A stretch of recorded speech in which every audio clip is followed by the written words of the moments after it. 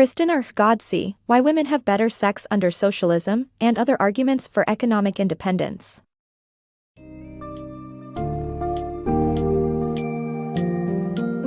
In the book, Why Women Have Better Sex Under Socialism, and Other Arguments for Economic Independence, Kristen Ghodsee explores the idea that socialism, particularly democratic socialism, has resulted in greater gender equality and economic independence for women, and in turn, improved their romantic relationships and sex lives.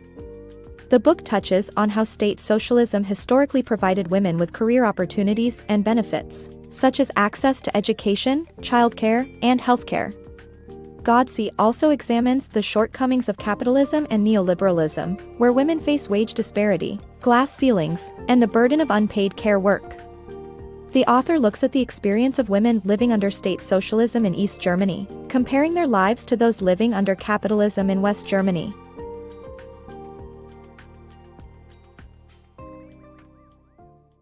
Understanding socialism. Socialism refers to state socialism or democratic socialism. State socialism is characterized by one-party authoritarian state, while democratic socialism is visible in Scandinavian countries, which respect their citizens' political and social rights. The book argues in favor of democratic socialism but also acknowledges the positive aspects of state socialism, particularly in advancing women's rights. It calls for incorporating the good aspects of state socialism while avoiding the bad in designing policies for the future of society. The other side of state socialism. Under state socialism, women benefited from policies that promoted their inclusion in the economy, resulting in their domination in fields such as science, engineering, technology, medicine, law, and academia. These policies provided women with access to education, opportunities for career advancement, and economic independence.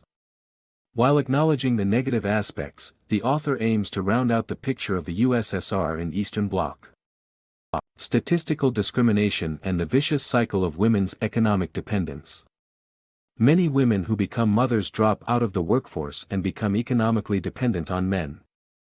Statistical discrimination leads to women being paid less than men on average, as employers make assumptions about their likelihood of quitting their jobs due to childbirth.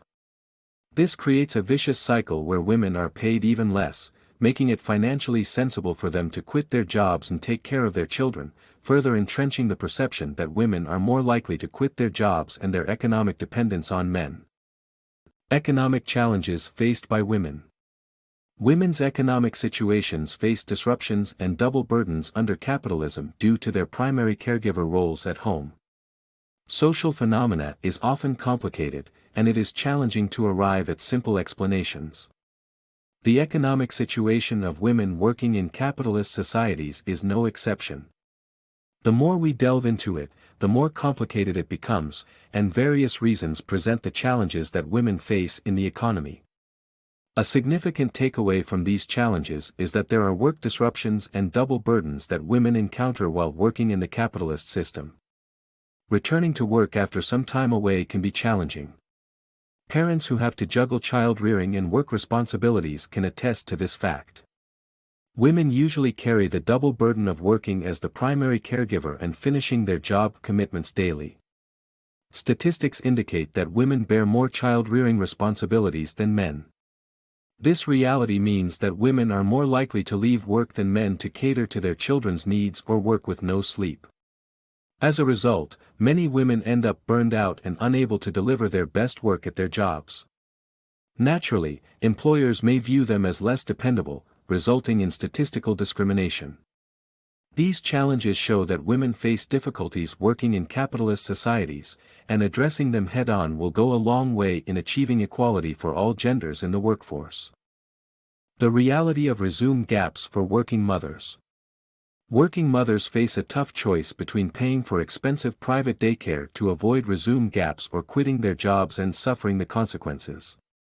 When mothers take a break to take care of their children, they stop earning income, advancing in their careers, and gaining work experience, all of which contribute to the pay gap and lack of women in leadership positions. Employers don't look kindly on resume gaps and often offer lower positions or salaries to women who return to work after taking a break. Private daycare is not a perfect solution as it can be expensive and still require mothers to be the primary caretakers outside of work hours. Ultimately, under capitalism, mothers face the challenge of balancing work and family and avoiding the consequences of Résumé gaps. The impact of neoliberalism on women. The book explains how neoliberalism creates an unfair choice for women in the workforce, forcing them to depend on private employers and market forces. Neoliberalism promotes free market capitalism by reducing regulations, cutting back on public services, and encouraging privatization. As a result, women have to deal with negative consequences such as the pay gap and statistical discrimination, which makes them economically dependent on male partners. The absence of government intervention worsens the situation, and the book highlights how neoliberal policies affect the lives of American working women. The gender pay gap. The supply and demand market force can exacerbate gender discrimination in the workplace. Women's labor is in less demand than men's due to statistical discrimination and sexism, leading to lower pay and fewer job opportunities. The absence of government intervention and weak laws worsens the issue in the U.S., where women are required to prove pay discrimination in court. Contrastingly, Iceland has implemented a strong equal pay law with enforcement provisions. The power of quotas in democratic socialism. The USSR and Eastern Bloc countries boasted impressive statistics on women in the workforce, yet failed to place women in higher positions of power. Democratic socialist countries have succeeded in this area by setting mandatory quotas for women in executive positions. In Norway, where a 40% quota is enforced, women held 42% of corporate board seats in 2016. Voluntary quotas led to less remarkable results in other European countries. Private enterprises tend to lack the impetus to address gender inequality and discrimination, making government intervention crucial.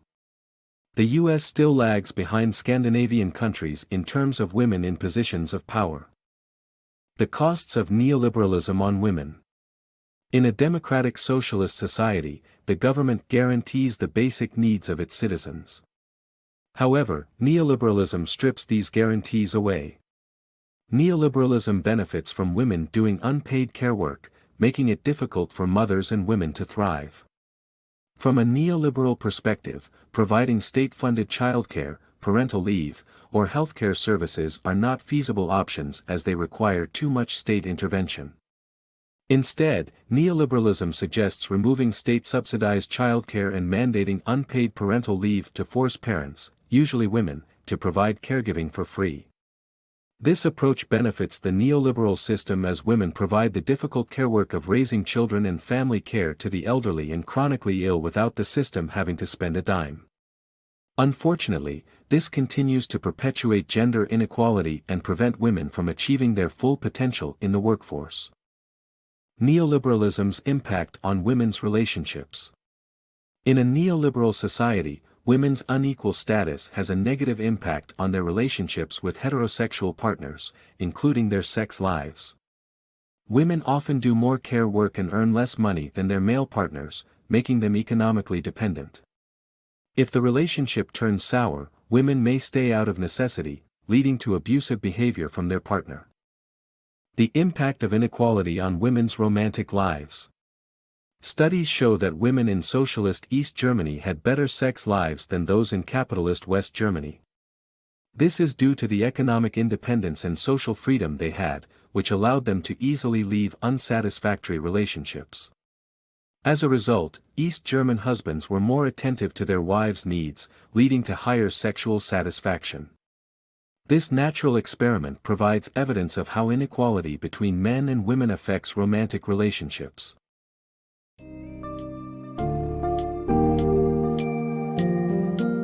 In conclusion, Ghodsee argues that democratic socialism offers better opportunities for women in terms of career advancement, social welfare benefits, and personal relationships. By analyzing the lives of women in state socialist and capitalist countries, it becomes clear that women tend to be more economically independent and have better sex lives in socialist societies. This book is a compelling argument for the need to move towards a more democratic socialist approach, which offers greater gender equality and economic independence. Women in such societies can thrive in their careers, receive essential social benefits, and enjoy healthier romantic relationships.